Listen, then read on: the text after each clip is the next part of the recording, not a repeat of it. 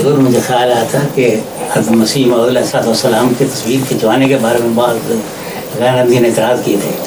اس کے متعلق حضور نے غالباً تشریح فرمائی ہے کہ جو فوٹوگرافی ہے اس میں کوئی حرج نہیں، کیونکہ وہ ایگزیکٹ جو بھی اصل کے مطابق دیتی ہے. لیکن پینٹنگ یا کرنے میں انسان ذرا سا بھی کسی آنکھ میں کوئی ایسی اشارہ کر سکتا ہے جس سے کریکٹر بہتر ہوتا ہے.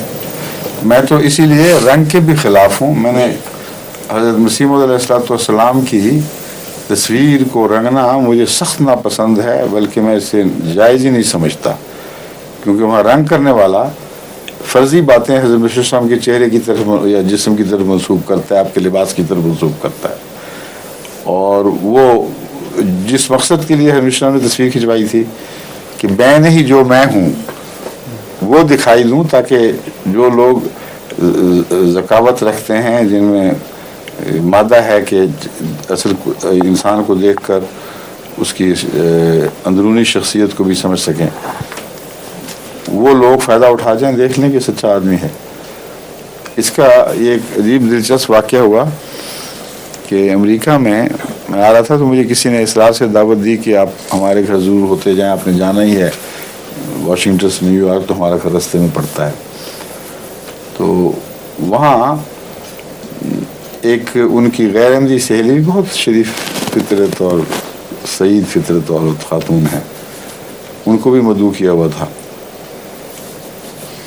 ان کے آنے سے پہلے مجھے انہوں نے تصویر ایک دکھائی حضرت مسیح موعود علیہ السلام کی جو رنگین تھی.